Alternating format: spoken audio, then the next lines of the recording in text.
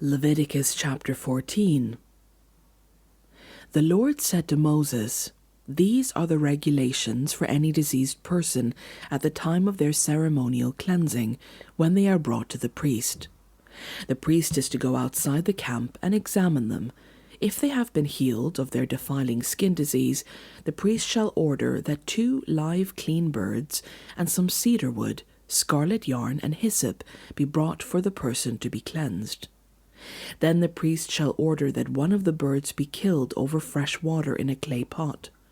He is then to take the live bird and dip it, together with the cedar wood, the scarlet yarn, and the hyssop, into the blood of the bird that was killed over the fresh water. 7 times he shall sprinkle the one to be cleansed of the defiling disease, and then pronounce them clean. After that he is to release the live bird in the open fields. The person to be cleansed must wash their clothes, shave off all their hair, and bathe with water. Then they will be ceremonially clean. After this they may come into the camp, but they must stay outside their tent for 7 days. On the 7th day they must shave off all their hair. They must shave their head, their beard, their eyebrows, and the rest of their hair. They must wash their clothes and bathe themselves with water, and they will be clean. On the 8th day they must bring 2 male lambs and 1 ewe lamb a year old, each without defect, along with 3/10 of an ephah of the finest flour, mixed with olive oil for a grain offering, and 1 log of oil.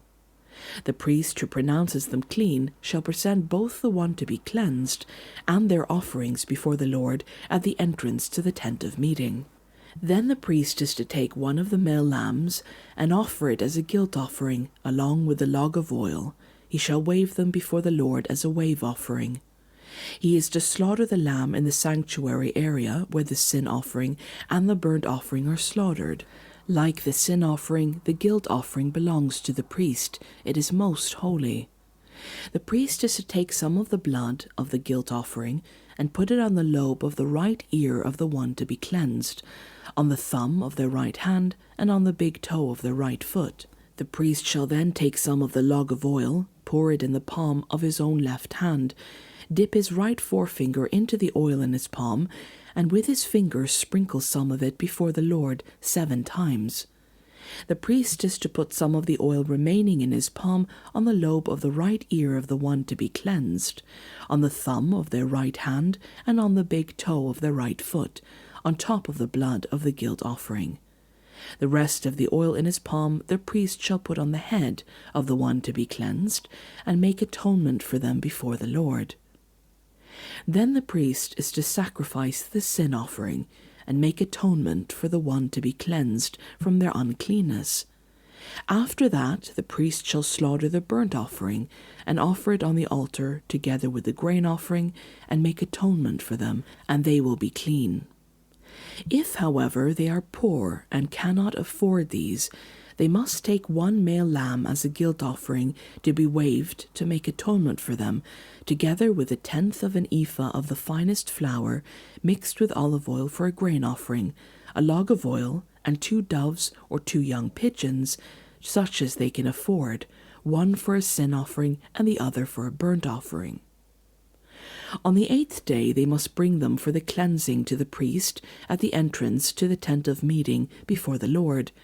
The priest is to take the lamb for the guilt offering, together with the log of oil, and wave them before the Lord as a wave offering.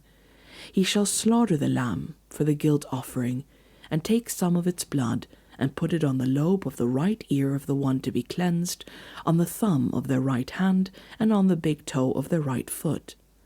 The priest is to pour some of the oil into the palm of his own left hand, and with his right forefinger sprinkle some of the oil from his palm 7 times before the Lord. Some of the oil in his palm is to be put on the same places he put the blood of the guilt offering, on the lobe of the right ear of the one to be cleansed, on the thumb of their right hand, and on the big toe of their right foot. The rest of the oil in his palm the priest shall put on the head of the one to be cleansed, to make atonement for them before the Lord. Then he shall sacrifice the doves or the young pigeons, such as the person can afford, one as a sin offering and the other as a burnt offering, together with the grain offering. In this way the priest will make atonement before the Lord on behalf of the one to be cleansed. These are the regulations for anyone who has a defiling skin disease and who cannot afford the regular offerings for their cleansing. The Lord said to Moses and Aaron, "When you enter the land of Canaan, which I am giving you as your possession, and I put a spreading mold in a house in that land, the owner of the house must go and tell the priest, 'I have seen something that looks like a defiling mold in my house.' The priest is to order the house to be emptied before he goes in to examine the mold, so that nothing in the house will be pronounced unclean. After this, the priest is to go in and inspect the house. He is to examine the mold on the walls, and if it has greenish or reddish depressions that appear to be deeper than the surface of the wall, the priest shall go out of the doorway of the house and close it up for 7 days. On the 7th day, the priest shall return to inspect the house. If the mold is spread on the walls, he is to order that the contaminated stones be torn out and thrown into an unclean place outside the town. He must have all the inside walls of the house scraped, and the material that is scraped off dumped into an unclean place outside the town. Then they are to take other stones to replace these and take new clay and plaster the house.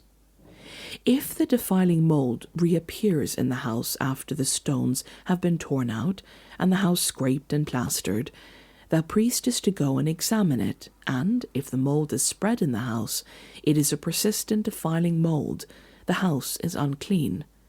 It must be torn down, its stones, timber, and all the plaster, and taken out of the town to an unclean place. Anyone who goes into the house while it is closed up will be unclean till evening. Anyone who sleeps or eats in the house must wash their clothes. But if the priest comes to examine it, and the mold has not spread after the house has been plastered, he must pronounce the house clean, because the defiling mold is gone. To purify the house he is to take 2 birds and some cedar wood, scarlet yarn, and hyssop. He shall kill one of the birds over fresh water in a clay pot. Then he is to take the cedar wood, the hyssop, the scarlet yarn, and the live bird, dip them into the blood of the dead bird and the fresh water, and sprinkle the house 7 times. He shall purify the house with the bird's blood, the fresh water, the live bird, the cedar wood, the hyssop, and the scarlet yarn. Then he is to release the live bird in the open fields outside the town. In this way he will make atonement for the house, and it will be clean. These are the regulations for any defiling skin disease, for a sore, for defiling molds in fabric or in a house, and for a swelling, a rash, or a shiny spot, to determine when something is clean or unclean. These are the regulations for defiling skin diseases and defiling molds.